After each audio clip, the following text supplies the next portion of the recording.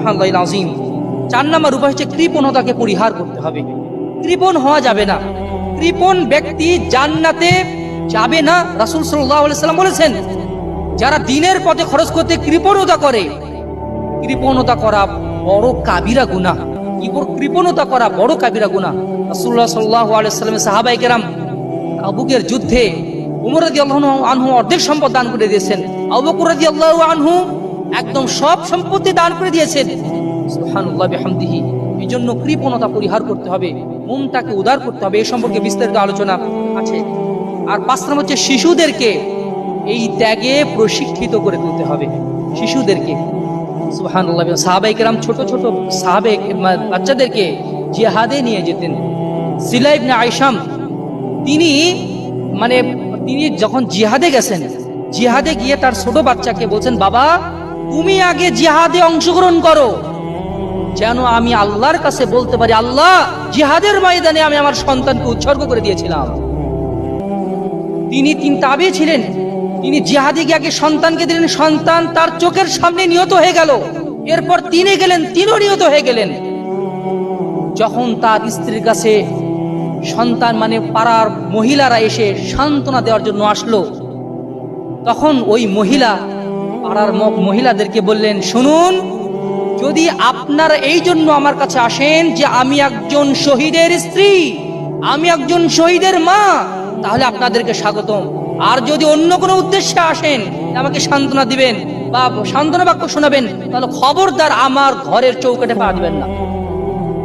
দেখেছেন নবাব সিদ্দিক হাসান খান ভূপালী রাহিমাহুল্লাহ ভারত উপমহাদেশে রাজনৈতিক অঙ্গনে, ইলমি অঙ্গনে, রাজনৈতিক অঙ্গনে যিনি দেদারচে আলো বিকিরণ করেছেন, আলো ছড়িয়ে দিয়েছেন, তার শৈশবের ইতিহাস মুহতারাম আমির জামাতের থিসিসে পেয়ে যাবেন যে তার মা ছোট্ট অবস্থায় ফজরের সালাতে নিয়ে যেত এবং ফজরের সালাত শেষে ওই কোলের বাচ্চাকে আবার নিয়ে আসতো। আর আমরা কি করব? ছোট বাচ্চা থাক আর একটু ঘুমাক। সন্তানদেরকে যদি ত্যাগী করে গড়ে তোলা না যায়, তাহলে ওই সন্তান আদৌ ত্যাগ স্বীকার করতে শিখবে না। বাংলাদেশ আহলে হাদিস আন্দোলন বাংলাদেশ সোনামণি থেকেই সন্তানদেরকে ওই ত্যাগের মানসিকতা তাদেরকে শেখানো হয়। তারা যখন সোনামণি, তারা দিন শিখবে, তারা দিনের পথে ত্যাগ স্বীকার করবে।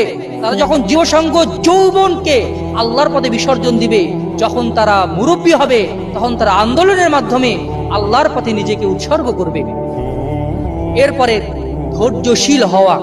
ধৈর্যশীল না হলে দিনের পথে ত্যাগ স্বীকার করা সম্ভব হয় না। যখন আলে ইয়াসিরকে যখন শাস্তি দেওয়া হচ্ছিল, রাসূল সাল্লাল্লাহু আলাইহি ওয়াসাল্লাম দেখছিলেন যে তাদেরকে শাস্তি দেওয়া হচ্ছে, কিছুই করতে পারছিলেন না, শুধু বলছিলেন, সবরান আলা ইয়াসির ফাইন্না মাওইদাকুমুল জান্নাহ, হে ইয়াসির পরিবার ধৈর্য ধারণ করো, তোমাদের বিনিময় রয়েছে জান্নাত। সুবহানাল্লাহ বিহামদিহি। ধৈর্যের মাধ্যমে ত্যাগ স্বীকার করা যায়। আর সর্বশেষ হচ্ছে আল্লাহ এবং তার রাসূলের ভালোবাসাকে অগ্রাধিকার দেওয়া।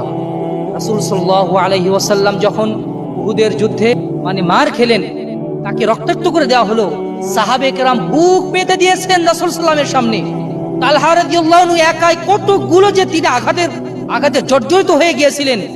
সুবহানাল্লাহ বিহামদি। সাহাবায়ে কেরাম চারপাশ থেকে রাসূলকে বাঁচানোর জন্য বুক পেতে দিয়েছেন। রাসূল সাল্লাল্লাহু আলাইহি ওয়াসাল্লাম এমন ভাবে দুর্বল হয়ে গেলেন যে তিনি টিলাতে উঠবেন এটাও পাচ্ছিলেন না।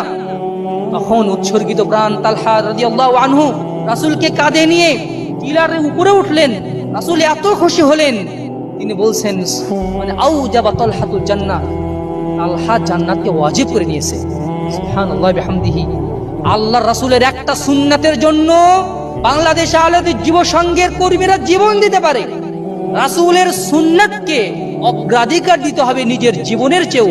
আল্লাহর ভালোবাসা, রাসূলের ভালোবাসা, দ্বীনের স্বার্থকে ব্যক্তির স্বার্থের উপরে প্রাধান্য দেওয়া শিখতে হবে। আর সর্বশেষ হচ্ছে জামাতবদ্ধ জীবন যাপনের মাধ্যমে ঈমান দিন দিন নবায়ন হয় এবং দ্বীনের পথে উৎসর্গ করার একটা পরিবেশ পাওয়া যায়। একাকী থাকলে ওই পরিবেশটা পাওয়া সম্ভব নয়। সুতরাং আপনাদের প্রতি আমাদের আহ্বান থাকবে, আসুন আহলে হাদিস আন্দোলন বাংলাদেশ এবং বাংলাদেশ আহলে যুব সংঘের পতাকা তলে থেকে আমরা এই জীবনকে আল্লাহমুখী করার চেষ্টা করি। আল্লাহ তাআলা আমাদেরকে তৌফিক দান করুন।